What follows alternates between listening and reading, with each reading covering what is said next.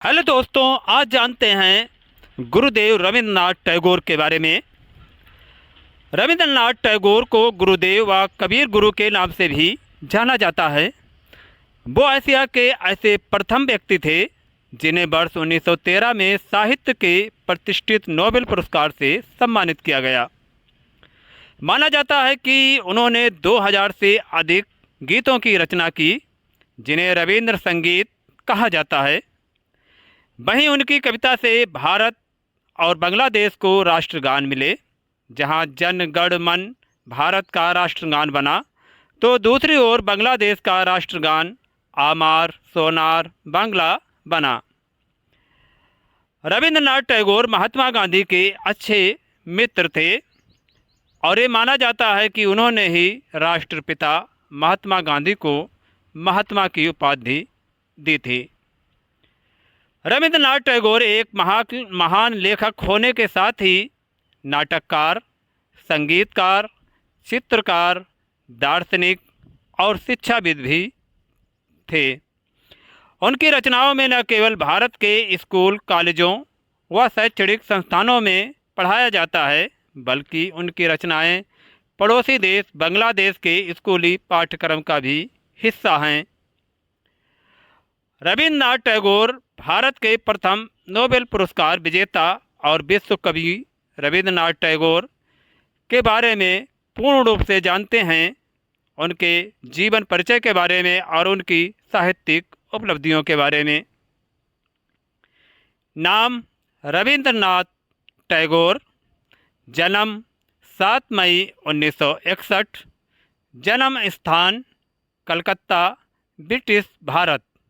पिता का नाम देवेंद्र नाथ टैगोर, माता का नाम शारदा देवी, पत्नी का नाम मृणालिनी देवी।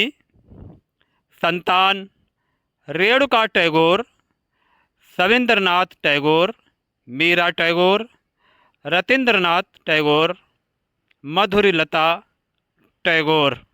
पेशा साहित्यकार, संगीतकार, नाटककार, शिक्षाविद। भाषा बांग्ला और इंग्लिश।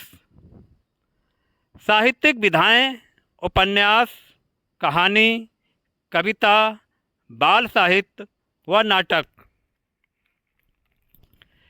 काव्य संग्रह गीतांजलि, मानसी, गीतमाल्य, बलाका, सोनार तरी आदि।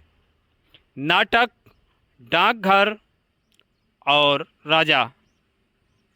स्थापना उन्होंने शांति निकेतन विश्व भारती की स्थापना की। पुरस्कार और सम्मान के मामले में उन्हें नोबेल पुरस्कार 1913 में मिला और उनके उपन्यास गोरा, चोखरे वाली, योगा योग आदि, कहानी में अनमोल भेंट, अनाथ, अपरिचिता, काबुली वाला, खोया हुआ मोती आदि।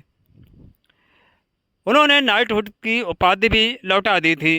वर्ष 1915 में तत्कालीन ब्रिटिश हुकूमत के किंग जॉर्ज पंचम ने रविंद्रनाथ टैगोर को नाइटहुड की उपाधि से नवाजा था, लेकिन वर्ष 1919 में जलियांवाला बाग हत्याकांड के बाद उन्होंने नाइटहुड की उपाधि वापस लौटा दी थी। उन्होंने शांति निकेतन की नींव भी रखी। रविंद्रनाथ टैगोर एक महान रचनाकार होने के साथ ही शिक्षाविद भी थे।